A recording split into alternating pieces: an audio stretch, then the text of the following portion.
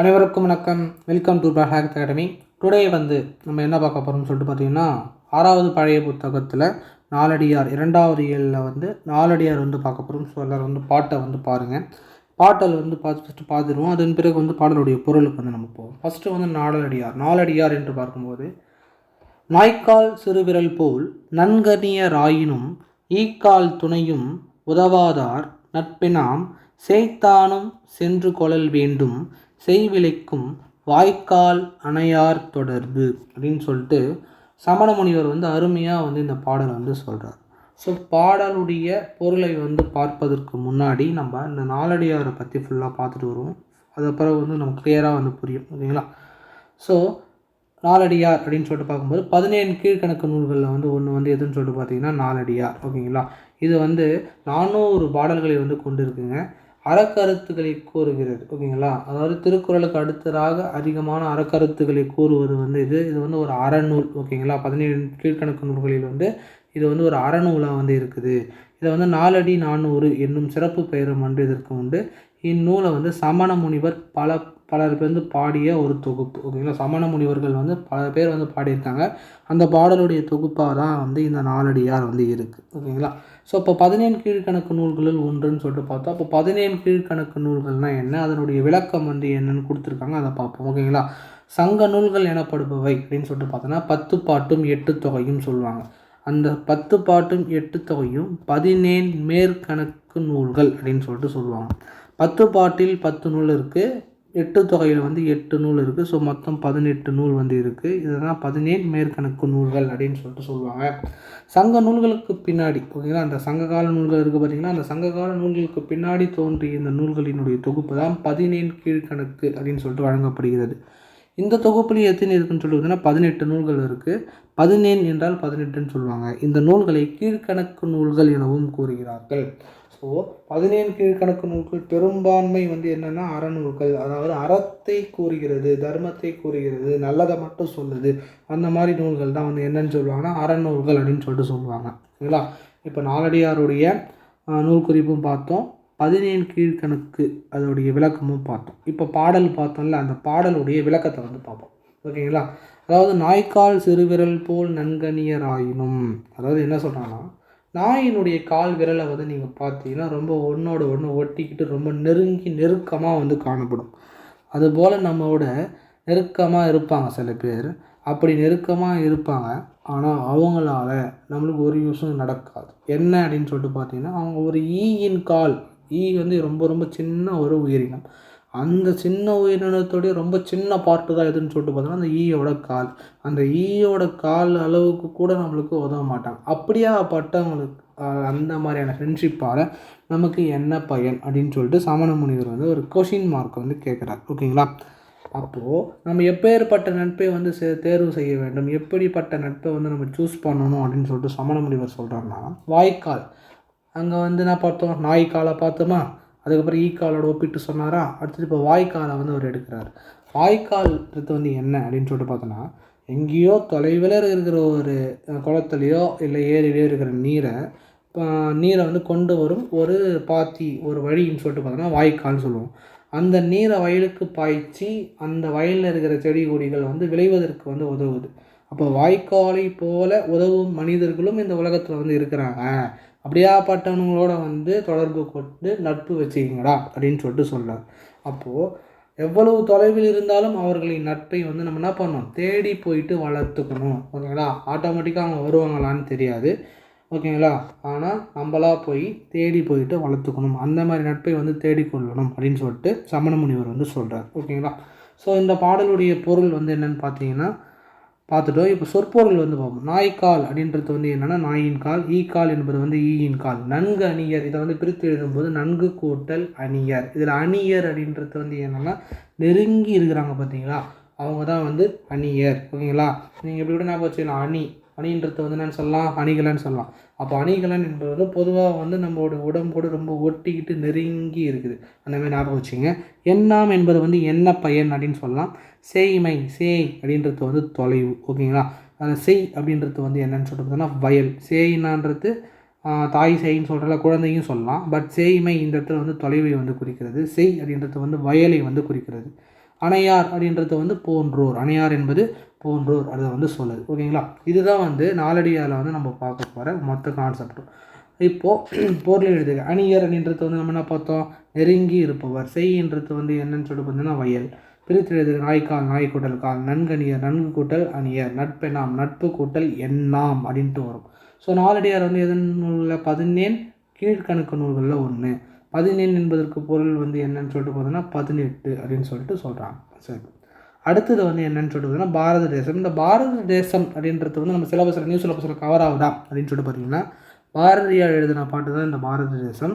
But நம்மளுக்கு cover ஆகணும்னு சொற்பொருள் வருது பார்த்தீங்களா, அது வந்து நம்மளுக்கு கவர் ஆகும். அதனால் இந்த பாடல் வரிகளும் பார்த்துங்க. எதனா ஒரு பாடல் வரி கொடுத்துட்டு அதில் ஒரு வேர்டு எடுத்துகிட்டு இதனுடைய பொருள் என்ன அப்படின்னு சொல்லிட்டு கேட்டாங்கன்னா ஒவ்வொரு இடத்துக்கு வந்து ஒவ்வொரு இடத்துல வந்து பொருள் வந்து மாறுபடும். ஸோ அதை வந்து நம்ம கொஞ்சம் மைன்யூட்டாக பார்க்க வேண்டியது. அப்படியானா இதில் இருக்கான்னு சொல்லிட்டு பார்த்தீங்கன்னா இருக்குது. ஓகேங்களா, ஃபஸ்ட்டு பாடல் பார்ப்போம். ஆயுதம் செய்வோம், நல்ல காகிதம் செய்வோம், ஆலைகள் வைப்போம், கல்வி சாலைகள் வைப்போம், ஓயுதல் செய்வோம், சாயுதல் செய்வோம், தலை சாயுதல் செய்வோம், உண்மைகள் சொல்வோம், பல வன்மைகள் செய்வோம் அப்படின்னு சொல்லிட்டு ஃபஸ்ட்டு பேராகிராஃப்லையும், குடைகள் செய்வோம், வடைகள் செய்வோம், கோணிகள் செய்வோம், பாணிகள் செய்வோம், நடையும் பரப்பும் உணர் வண்டிகள் செய்வோம், ஞானம் நடுங்க வரும் கப்பல்கள் செய்வோம், காவியம் செய்வோம், நல்ல காடு வளர்ப்போம், கலை வளர்ப்போம், கொல்லர் உலை வளர்ப்போம், ஓவியம் செய்வோம், நல்ல ஊசிகள் செய்வோம், உலகத் தொழில் அனைத்தும் உவந்து செய்வோம் அப்படின்ட்டு 3வது சொல்லியிருக்காங்க. சாதி இரண்டொழிய வேறில்லை என்ற தமிழ் மகள் சொல்லிய சொல் அமிர்தம் என்போம், நீதி நெறியினின்று பிறர்க்கு உதவும் நேர்மையர் மேலவர் கீழவர் மற்றோர் அப்படின்னு சொல்லிட்டு பாரதியார் மிக அருமையாக வந்து முடிச்சிருக்காருங்க. ஓகேங்களா, ஸோ இதை வந்து பாடினது வந்து யாருன்னா மகாகவி பாரதியார். ஸோ ஃபஸ்ட்டு அவரை பற்றி பார்க்கணும். பாரதியார்னு சொல்லிட்டு பார்க்கும்போது தமிழ்நாட்டுடைய மிக புகழ்பெற்ற கவிஞர்கள் ஒருவர் யாருன்னா பாரதியார். பாட்டுக்கு ஒரு புலவன் பாரதி என்று கொண்டாடப்படுபவர் இவர். விடுதலை போராட்ட வீரருமாக இருந்திருக்காரு. கனவு காண்பதில் பாரதிக்கு நிகர் பாரதி தான். ஓகேங்களா, அவருடைய லைஃப் ஹிஸ்ட்ரியெலாம் எடுத்து பார்த்தா அந்தளவுக்கு ரொம்ப பிரமாதமாக வந்து இருக்கும். ஓகேங்களா, இந்த பாட்டில் தான் என்னென்ன கனவுகள் அன்று அவை கனவுகள் அப்படின்னு சொல்லிட்டு சொல்லியிருக்காரு. இன்று அவை நனவாகி இருக்குது அப்படின்னு சொல்லிட்டு சொல்லியிருக்காரு. வெள்ளி பனிமலையின் மீது உலாவுவோம் என தொடங்கும் பாடலின் ஒரு பகுதி வந்து இந்த பாடத்தில் வந்து இடம்பெற்றிருக்கு. இவர்கள் வாழ்ந்த காலம், இவர் வந்து எப்போ வாழ்ந்தார், இவர்கள் இல்லை, இவர் எப்போ வாழ்ந்தார்னா 11/12/1882 பிறந்து 11/9/1921 வந்து இறந்திருக்கார். ஓகேங்களா, ஸோ இந்த பாடல் பார்த்துட்டோம். இந்த பாடலுடைய பொருள் வந்து நம்ம பார்ப்போம். தலை சாயுதல் அப்படின்றது வந்து என்ன அப்படின்னு சொல்லிட்டு பார்த்தோன்னா ஓய்ந்து படுத்தல், வன்மை என்பது வந்து கொடை. இதுவே 2 சுழின்னு வந்ததுன்னா அது வந்து வலிமையை வந்து சொல்லும்.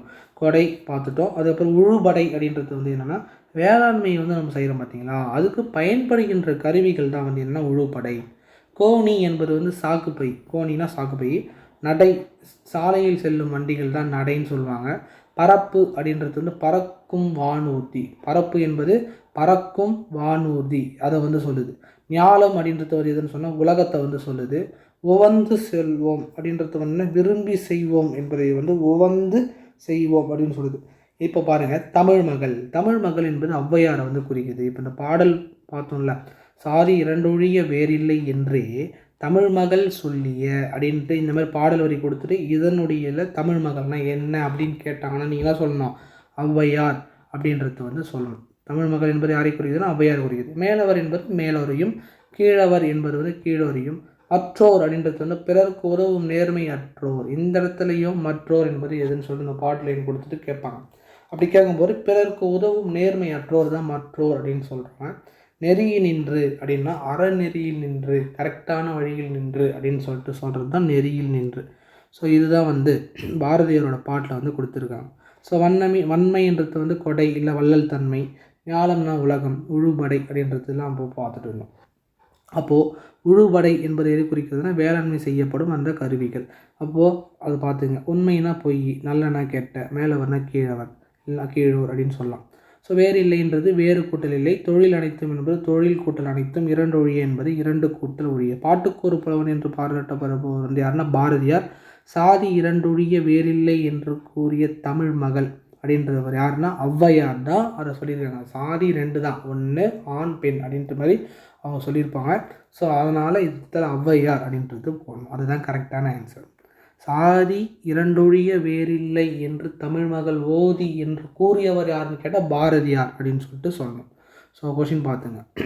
சரி, அடுத்தது வந்து நம்ம பார்க்க போகிறது பறவைகள் பலவிதம் ஒவ்வொன்றும் ஒரு விதம் அப்படின்னு ஒரு பாட்டு, அருமையான பாட்டு இருக்குது. ஸோ அதில் பறவைகள் பலவிதம் அப்படின்னு சொல்லிட்டு பார்க்கும்போது நம்ம இதில் வந்து என்ன நிறைய பார்க்கணும். ஃபஸ்ட்டு பார்த்தீங்கன்னா இது முக்கியமான இந்த சைடில் கொடுத்துருப்பாங்க, அதெல்லாம் தெரிஞ்சுக்கங்க. உலகம் முழுவதும் இருந்து பல நாட்டு பறவைகள் வந்து தங்கி இருக்கும் இடத்துக்கு பெயர் தான் வந்து என்ன அப்படின்னா பறவைகளுடைய புகலிடம். ஓகேவா, அது வந்து சரணாலயம் அப்படின்னு சொல்லிட்டு சொல்லலாம். அடுத்தது பார்த்தீங்கன்னா திருநெல்வேலி மாவட்டத்தில் இருக்கிற ஒரு சிற்றூர் இருக்குது. அந்த திருநெல்வேலி மாவட்ட சிற்றூரோட பேர் வந்து கூந்தன்குளம். அங்கே வந்து பட்டாசே வெடிக்கிறதில்லை. எதுக்காக, எதனால் அப்படின்னு சொல்லிட்டு பார்த்தோன்னா பறவைகள் வந்து அங்கே சரணாலயம் அமைத்துள்ளது. ஸோ அதனால் வந்து என்ன ஆகுதுன்னு சொல்லிட்டு பார்த்தீங்கன்னா பட்டாசுலாம் வெடிச்சா வேறு ஊருக்கு ட்ரான்ஸ்ஃபர் ஆகி போயிடுமில்ல. அதனால் பறவைகளை டிஸ்டர்பே பண்ணக்கூடாது, அவங்க பாட்டுன்னு இருந்துக்கணும் அப்படின்றதுக்காக எந்த ஒரு விஷயம் இருந்தாலும் சரி, விசேஷமாக இருந்தாலும் சரி, அந்த ஊரில் பட்டாசு, அந்த ட்ரம்ஸு, அந்த மாதிரி இதெல்லாம் வந்து வைக்கிறதே இல்லை. ஓகேங்களா. அடுத்தது வந்து இங்கே பாருங்கள் பூநாரை அப்படின்னு சொல்லிட்டு கொடுத்துருக்காங்க. இந்த பூநாரை அப்படின்றது வந்து என்னென்னா அடர் உப்புத்தன்மை உள்ள நீரிலையும் காடிலையும் கடும் வெப்பத்தையும் வந்து எதிர்கொள்ளும் தன்மை கொண்டது தான் இந்த என்னது இந்த பூநாரை அப்படின்றது பார்த்துக்கிங்க. அடுத்தது வந்து இது வந்து கீழ்கண்டவற்றில் பொருந்தாதவற்றை தேர்ந்தெடுத்து எழுதுகன்னு கேட்டாலும் கேட்கறதுக்கு வாய்ப்பு இருக்குது, கேட்டுப்படுவான் நம்ம டிஎன்பிசிக்காரன். ஓகேங்களா, அது என்னன்னு பார்ப்போம். சமவெளி மரங்களில் வாழும் சில பறவைகள் அப்படின்னு பார்ப்போம். ஸோ இதில் என்னென்ன கொடுத்துருக்காங்க, மஞ்சள் சிட்டு, செங்காகம், சுடலை குயில், பனங்காடை, தூக்கணாங்குருவி, 5 கொடுத்துருக்காங்க. ஓகேங்களா, இந்த 5 நம்ம ஷார்ட்கட்டில் கொஞ்சம் ஞாபகம் வச்சு. ஓகேங்களா, ஷார்ட்கட்டு இப்போ க்ரியேட் பண்ணணும், கொஞ்சம் அட்ஜஸ்ட் பண்ணிங்க. இதில் வந்து எப்படி ஞாபகம் வச்சுக்கணும்னு சொல்லிட்டு பார்த்தீங்கன்னா செங்காகம். இப்போது செங்காகம் அப்படின்றது வந்து காக்கா இருக்குதுன்னு வச்சிங்களேன். காக்கான்னு சொல்லிட்டு ஒரு காகம் என்ன பண்ணுறாங்கன்னா கொஞ்சம் கலாயிற மாதிரி இருக்குது. சொன்னால் ரொம்ப டென்ஷன் ஆகிடுறாரு.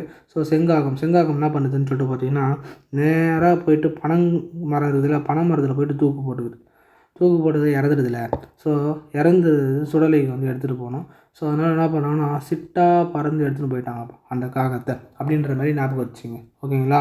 ஸோ செங்காகம் வந்து என்ன பண்ணுதுன்னு சொல்லிட்டு பார்த்தீங்கன்னா சமவெளின்றதாலே சா சே அப்படின்றது நாங்கள் சா வரிசையில் வருதா. ஸோ செங்காகம் வந்து என்ன பண்ணுதுன்னு சொல்லிட்டு பார்த்தீங்கன்னா தூக்கு போட்டுக்குது பனை மரத்தில். அதுக்கப்புறம் வந்து என்ன ஆகுதுன்னு சொல்லிட்டு பார்த்தீங்கன்னா சுடலைக்கு எடுத்துகிட்டு போகிறோம். ஸோ சிட்டாக பறந்துட்டாங்கப்பா, வெயில் தாங்க முடியல போல இருக்குது, அதனால் வந்து சிட்டாக பறந்துட்டாங்க அப்படின்ற மாதிரி ஞாபகம் வச்சுக்கோங்க. மஞ்சள் சிட்டு இது வந்து சமவெளி மரங்களில் வாழும் பறவைகள். அப்போ நீர்நிலைகளில் வாழும் சில பறவைகள்னு சொல்லிட்டு பார்க்கும்போது கொக்கு, இதெல்லாம் வந்து நம்மளுக்கே தெரியும். கொக்கு தண்ணியில் இருக்கும், தாழைக்கோழியும் தண்ணியில் இருக்கும். பவளக்காளி வந்து நீங்கள் பார்த்துருக்கீங்களா எனக்கு தெரியாது, ஆனால் பவளம், இந்த பவளப்பாறை அது தண்ணியில் தானே இருக்கும். பவளம் என்கிறது தண்ணியில் தானே இருக்கும், அதை அந்த மாதிரி ஞாபகம் வச்சுங்க. ஆற்று உள்ளான் ஆறுன்னு இருக்கிறதால வரும். முக்குளிப்பான் குளிக்கிறாங்க போல, நாரை எல்லாமே வந்து தண்ணியில் வரும். அரிவாள் மூக்கன் அதுவும் வந்து என்னென்னா தண்ணியில் இருக்கிற ஒரு பறவை தான். கரண்டி வாயன் தண்ணியை கரண்டியாக எடுத்து ஊற்றுது போல் இருக்குது. ஓகேங்களா, அந்த மாதிரி ஞாபகம் வச்சுங்க. ஊசிவால் வாத்து. ஓகேங்களா, ஸோ ஊசிவால் வாத்தும் எதில் இருக்குன்னு சொல்லி வாத்துன்னு வருது. ஸோ அதனால் வாத்து, ஊசிவால் வாத்து என்பது வந்து எதில் இருக்குது, தண்ணீரில் வாழும் நீர்நிலைகளில் வாழும் சில பறவைகள். ஸோ இது 2 ஞாபகம் வச்சுக்கினாலே போதும். கீழே இருக்கிறத வந்து ஆட்டோமேட்டிக்காக நீங்கள் இது 2 இல்லாத வந்து போட்டு போயிடலாம். ஸோ மலைகளில் வாழும் பறவைகள்லாம் இருவாச்சி, செந்தலை பூங்குருவி, மின்சிட்டு, அதுக்கப்புறம் வந்து கருஞ்சின்னான், அப்புறம் வந்து நீலகிரி நெட்டைக்காளி, பொன்முதுகு, மரங்கொத்தி, சின்ன குருவான், கொண்டை உழவாரன், ராசாளி பருந்து, பூமநாந்தை, இது எல்லாமே மலைகளில் வாழும் சில பறவைகள். நல்லா கவனிங்க, இங்கே ஒரு சிட்டு வருது, மின் சிட்டு, அங்கே வந்து மஞ்சள் சிட்டு. ஒரு வேளை மின்சாரம் வச்சுருக்காங்க போல இருக்குது சுடுகாட்டில்னு நினச்சிக்கிட்டு மலைகளில் வாழற பறவையான மீன் சீட்டை தூக்கி போட்டுறாதீங்க. ஸோ மீன் சீட்டு என்பது மலைகளில் வந்து வரும். ஓகேங்களா, மஞ்சள் சீட்டு அப்படின்றது வந்து எதில் வரும்னு சொல்லிட்டு பார்த்தீங்கன்னா சமவெளி மரங்களில் வரும். ஓகேவா. ஸோ ஓகே, அடுத்தது வந்து இதில் வந்து ரொம்ப முக்கியமான வலசை போதல்னால் என்னன்னு சொல்லிட்டு பார்த்தீங்கன்னா ஒரு பறவை வந்து உணவை தேடி மற்ற விஷயங்களை தேடி தட்பவெப்பநிலைக்காக வந்து ஒரு இடத்தை விட்டு இன்னொரு இடத்துக்கு வருது பார்த்தீங்களா. ஸோ அந்த நிகழ்வு தான் இடம்பெயர்தல், வலசை போதல் அப்படின்னு சொல்லுவாங்க. ஓகேங்களா. ஸோ இதெல்லாம் பார்த்துங்க. அடுத்த பக்கத்தில் வந்து பறவைகளை வந்து 5 வகையாக பிரிக்கலாம். அது என்ன அப்படின்னு சொல்லிட்டு பார்த்தோன்னா தேனை குடித்து வாழும் பறவை, பழத்தை உண்டு வாழும் பறவை, பூச்சியை தின்று வாழும் பறவை, வேட்டையாடி உண்ணும் பறவை, இறந்த உடல்களை உண்டு வாழும் பறவைன்னு சொல்லிட்டு ஒரு 5 டைப்ஸ் ஆஃப் பேர்ட்ஸை வந்து சொல்லியிருக்காங்க. ஸோ தமிழ்நாட்டில் இருக்கிற பறவைகளுடைய புகலிடம் அப்படின்றது இப்போ நம்ம பார்க்குறோம். அது ரொம்ப ரொம்ப இம்பார்ட்டண்ட். எந்தெந்த மாவட்டத்தில் வந்து இருக்குது அப்படின்னு சொல்லிட்டு சொல்லியிருக்காங்க. ஓகேங்களா. ஃபஸ்ட்டு வந்து என்ன கொடுத்துருக்காங்க, வேடந்தாங்கல் அப்படின்ட்டு கொடுத்துருக்காங்க. ஸோ இப்போ வேடந்தாங்கல் வந்து முன்பு காஞ்சிபுரம் மாவட்டத்தில் இருந்தது, இப்போ செங்கல்பட்டு மாவட்டத்தில் வந்து இருக்குது. அது செக் பண்ணிக்க, இருந்தாலும் செங்கல்பட்டா காஞ்சிபுரமானு செக் பண்ணி கமெண்ட்டில் போடுங்க. ஓகேங்களா. அடுத்தது வந்து கரிகிரி. கரிகிரின்றது வந்து எந்த மாவட்டம்னா காஞ்சிபுரம் மாவட்டம். அப்புறம் கஞ்சிரங்குளம், சித்திரங்குடி, மேல்ச்செவனூர், இது எல்லாமே வந்து என்ன ஊருன்னு சொல்லிட்டு பார்த்தீங்கன்னா ராமநாதபுரத்தில் வந்து வருது. என்னென்னா கஞ்சிரங்குளம், சித்திரங்குடி, மேல்ச்செல்வனூர், இது எல்லாமே வந்து என்னென்னா ராமநாதபுரம் மாவட்டம். அப்புறம் பழவேற்காடு வந்து திருவள்ளூர் மாவட்டம். உதயமார்த்தாண்டம் வந்து திருவாரூர் மாவட்டம். வடுவூர் வந்து தஞ்சாவூர் மாவட்டம். கரைவெட்டின்றது வந்து என்னென்னா பெரம்பலூர் மாவட்டம். அதாவது வேட்டியில் வந்து கரை பட்டுடுச்சு, பெரம்பால் அடிச்சிருக்காங்க, அதனால் வேட்டியில் வந்து கரை பட்டுடுச்சுன்ற மாதிரி ஞாபகம் வச்சுங்க. தஞ்சாவூர், அதாவது தஞ்சாவூர்னாலே ஒரு வடு, அங்கே போயிட்டு எனக்கு ஒரு தீராத வடு மாதிரி மனசில் வந்து ஏற்பட்டுச்சு. ஏன், நான் அங்கே தான் போய் தஞ்சமே அடைஞ்சேன், அதனால் வந்து எனக்கு வடு மாதிரி ஏற்பட்டது அப்படின்னு நான் வச்சுங்க. வேட்டங்குடி அப்படின்றது வந்து என்னென்னா சிவகங்கை மாவட்டம். சிவனுக்கு வந்து அந்த வேட்டை இனத்தை சேர்ந்த கண்ணப்பர் தானே வந்து பூஜைலாம் பண்ணார். ஸோ அதனால் அந்த மாதிரி ஞாபகம் வச்சுங்க. வெள்ளோடுன்றது லோடு, ஓகேவா. வெள்ளோடு ஈரோடு மாவட்டம். கூந்தன்குளம் என்பது நம்ம ஆல்ரெடி பார்த்தோம், திருநெல்வேலி மாவட்டம். கோடியக்கரை என்றது வந்து நாகப்பட்டினம். ஓகேங்களா. நாகம் அந்த கோடியிலேருந்து இந்த கோடி இருக்கும், ரொம்ப பெருசாக இருந்ததுங்க அந்த பாம்பு. ஸோ அதனால் வந்து கோடியக்கரைன்றது நாகப்பட்டினம் மாவட்டன்ற மாதிரி ஞாபகம் வச்சுக்கோங்க. ஓகேங்களா. ஸோ திருநெல்வேலி மாவட்டத்தில் உள்ள கூந்தன்குளம் என்னும் சுற்றுலா வந்து பறவைகளுடைய புகலிடம் வந்து இருக்குது. உலகம் முழுவதிலும் இருந்த பல நாடுகளுக்கு வந்து தங்கியிருக்கும், அதான் சரணாலயம் இல்லை புகலிடம் சொல்லலாம், பறவைகளுடைய புகலிடம். வெயில் சுட்டரிக்கும் காலத்தை வந்து நம்ம என்ன சொல்கிறோம், வெயில் காலம் அப்படின்னு தானே சொல்லுவோம். ஸோ அதை தான் வந்து அவங்க சொல்லியிருக்காங்க, கோடை காலம்னு சொல்லலாம். அடுத்தது மனிதர்கள் வந்து நல்ல நண்பன் வந்து யாருன்னா பறவைகள்னு சொல்லிட்டு சொல்லலாம். பழவேற்காடு என்னும் சிற்றூர் வந்து எந்த மாவட்டத்தில் இருக்குன்னா பழவேற்காடு மாவட்டம் வந்து திருவள்ளூர் மாவட்டத்தில் இருக்குது. சமவெளி மரங்களில் வந்து வாழும் பறவை வந்து எது, சமவெளின்னு பார்த்தோமா. ஸோ ஷார்ட்கட் சொன்னால் மஞ்சள் சிட்டு, மீன் சிட்டு வராது. அடுத்தது வந்து நீர்நிலைகளில் வாழும் பறவை வந்து எது அப்படின்னு சொல்லிட்டு பார்த்தோன்னா நாரை, இருவாச்சி, தூக்கணாங்குருவி. ஸோ இதனால் நாரை இது தான் வரும். இருவாச்சியும் தூக்கணாங்குருவியும் வந்து மலையில் வரும். இது வந்து சமவெளியில் வரும், தூக்கு போட்டுக்கிச்சா. இருவாச்சி வந்து மலையில் வரும். ஓகேங்களா. அடுத்தது வந்து நம்ம பார்க்க போகிறது வந்து பாம்பு. ஸோ பாம்பு அப்படின்னு சொல்லிட்டு பார்த்தாலே ரொம்ப முக்கியமானது வந்து மட்டும் பார்ப்போம். பாம்பினம் வந்து உலகில் மனித இனம் தோன்றுவதற்கு 10 கோடி வருஷத்துக்கு முன்னாடியே வந்து தோன்றிடுச்சுங்க. இந்தியாவில் உள்ள ராஜநாகம் தான் உலகிலேயே மிகவும் நஞ்சு மிக்க நீளமான பாம்பு, 5 அடி வரைக்கும் வரும். அதோடு மட்டுமல்லாமல் ரொம்ப முக்கியமான விஷயம் என்னன்னு சொல்லிட்டு பார்த்தோன்னா, அந்த பாம்புக்கு கூடு கட்ட தெரியுங்க. ஸோ கூடு கட்டி வாழும் ஒரே வகை பாம்பு வந்து எதுன்னு சொல்லிட்டு பார்த்தோன்னா இந்த ராஜநாகம் தான். பாம்புகளை கூட உணவாக்கி கொல்லும், சாப்பிடும். ஓகேவா. அந்த மாதிரி இப்போது அது மட்டும் பார்த்துங்க. ஸோ நம்மளுடைய உலக லெவலில் பார்த்திங்கன்னா மொத்தம் 2750 வகையான பாம்புகள் வந்து இருக்குது. 2750 இருக்குது. நம்ம இந்தியாவில் எவ்வளோ இருக்குதுன்னு சொல்லிட்டு பார்த்தோன்னா 244 பாம்பு வகை இருக்குது. அதில் 52 பாம்பு வகைக்கு தான் என்ன இருக்குயா, விஷமே இருக்குது. ஓகேங்களா. மற்ற இதெல்லாம் வந்து விஷம் இல்லைன்றது நான் வச்சுங்க. பாம்புகள் வந்து பற்கள் வந்து உள்நோக்கி வளைஞ்சிருக்கிறதால அது அப்படியே இறைய கப்புன்னு பிடிச்சி அப்படியே உள்ள முழுங்கிடும். ஓகேங்களா. இறையை வந்து மென்று நம்ம சாப்பிட்றோம் பார்த்தீங்களா, அந்த மாதிரிலாம் வந்து சாப்பிட்றதில்ல, அது அப்படியே வந்து விழுங்கிடும். அதுக்கப்புறம் செரிமானம் லபக்குன்னு வந்து துப்பிடும். ஸோ அந்த மாதிரி வந்து பாம்போடைய செரிமானங்கள் வந்து இருக்கிறது. ஓகேவா. ஸோ அடுத்த பக்கத்தில் என்ன இம்பார்ட்டன்ட்னா இந்த பக்கம் கொடுத்துருவோம், ஒரு பாம்பை கொன்றால் அதன் இணை பாம்பு பழிவாங்கும் என்று சொல்கிறோம் பார்த்தீங்களா, அதெல்லாம் வந்து பொய், இது வந்து உண்மையே இல்லை. கொல்லப்பட்ட பாம்போடைய உடம்பிலிருந்து ஒரு வகையான வாசனை பொருள் வந்து வெளியே வரும். அந்த பாம்பினுடைய வாசனை வந்து வச்சு மற்ற பாம்புகள் வந்து அந்த இடத்தை நோக்கி வந்து வரவழைக்குது. ஸோ அது வந்து என்னடா இது, நம்ம இடத்துல ஏதோ ஒன்று ஆகிடுச்சு போல் இருக்குன்னு சொல்லிட்டு பார்க்க வருது. அந்த மாதிரி ஆனதை பார்க்க வரத்தையும் நம்ம வந்து அதே மாதிரி போட்டு தள்ளிடுறோம். ஸோ அதுதான் வந்து பாம்புகள் வருவது வந்து பழி வாங்குவதற்கு அல்ல, அதை மட்டும் தெரிஞ்சுக்கிங்க. பாம்பு வந்து தன்னுடைய நாக்கை வந்து அடிக்கடி வெளியே நீட்டும். ஓகேங்களா. அது வந்து சுற்றுப்புறத்தினுடைய வாசனையை வந்து அறிந்து கொள்வதற்காக வந்து அந்த மாதிரி வந்து செய்யுது. ஓகேங்களா. அதுக்கப்புறம் நல்ல பாம்பினுடைய நஞ்சு வந்து கோப்ராக்சின் என்னும் ஒரு வலி நீக்கி மருந்தாக வந்து பயன்படுகிறது. ஓகேங்களா. ஸோ அதனால் பார்த்துங்க, பாம்பு வந்து பழி வாங்குவதற்காலாம் வராது, அதை மட்டும் ஞாபகம் வச்சுங்க. பாவீங்களா, இதை தெரியாமல் வெள்ளிக்கிழமை விரதம் அந்த பாம்பு படத்தை 4-5 வாட்டி பார்த்துட்டேன், திருப்பி பார்த்தேன். ஓகே. அடுத்தது தோலுக்காக பாம்புகள் வந்து கொல்லப்படுவது இருக்குது பார்த்தீங்களா, அதை வந்து இந்திய வனவிலங்கு பாதுகாப்பு சட்டம் 1972 படி நிறைவேற்றியிருக்கும். ஓகேங்களா? ஸோ 1972 படி பாம்புகளுடைய தோலுக்காக வந்து ஒரு பாம்பு கொல்லப்படுது. ஓகேவா? அது தவறுன்னு சொல்லிட்டு இந்திய வனவிலங்கு பாதுகாப்பு சட்டம் வந்து சொல்லியிருக்கு. ஓகேங்களா? இதை மட்டும் பார்த்துங்க. இந்த பக்கத்தில் வேறு எதனா இம்பார்ட்டண்ட் இருக்கா அப்படின்னு சொல்லிட்டு பார்த்தோன்னா, பாம்புக்கு காது இருக்கா? பாம்புக்கு காதுலாம் கிடையாது. அது அந்தளவுக்கு வளர்ச்சியெல்லாம் அடையவில்லை. காற்றில் வரும் ஓசையை பாம்பினாலெலாம் கேட்க இயலாது. தரையில் ஏற்படும் அதிர்வுகளை வச்சு தான் அந்த பாம்பு வந்து முன்னெச்சரிக்கையாக வந்து தப்பிச்சு போகும். ஓகேங்களா? ஸோ அதனால் அதை பார்த்துங்க. வேறு எதுவும் இந்த லெசனில் இம்பார்ட்டண்ட் இல்லைங்க. சும்மா ஜஸ்ட் ரீட் பண்ணிக்கிங்க. சும்மா ஜென்ரல் நாலேஜாக தெரிஞ்சுக்கலாம். இலக்கணம் வந்து நான் தனியாக நடத்திட்டுருக்கேன். ஸோ அதில் போய் பாருங்கள். அடுத்தது வந்து கீழ்காணும் சொற்களை கொண்டு தொடர் அமைக்கவும். கல்லால் அவன் அடி, காலால் அடி, காலால் உதை, குடை கொண்டு வா. கூடை பின்னினார்கள் சொல்லுவாங்களா, முடைந்தார்கள் சொல்லுவாங்களா, அதை பார்த்துங்க. ஓகேங்களா? ஸோ அந்த மாதிரி வந்து ஒரு சென்டென்ஸ் வந்து நம்ம ஃபாலோ பண்ணுறது. அப்புறம் பிரித்து எழுதுக. மனமுண்டு சேர்த்து எழுதும்போது மனமுண்டுன்னு மாறும். சிலர் எழுவார்ன்றது சிலர் ராவா மாறிடும். இது வந்து ராவா மாறிடும்.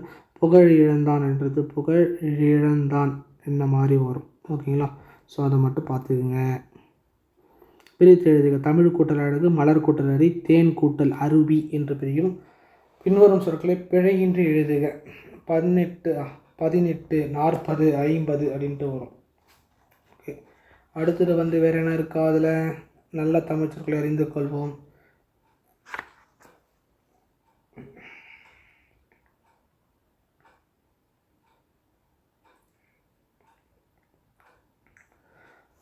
ஓகே ஃப்ரெண்ட்ஸ், இதுதான் வந்து நம்மளுடைய 2வது இயலில் வந்து நம்ம பார்க்க வேண்டியது ஃபுல்லாக முடிச்சிட்டோம். அடுத்தது வந்து அடுத்த இயலில் சந்திப்போம். ஓகேங்களா? Okay, thank you.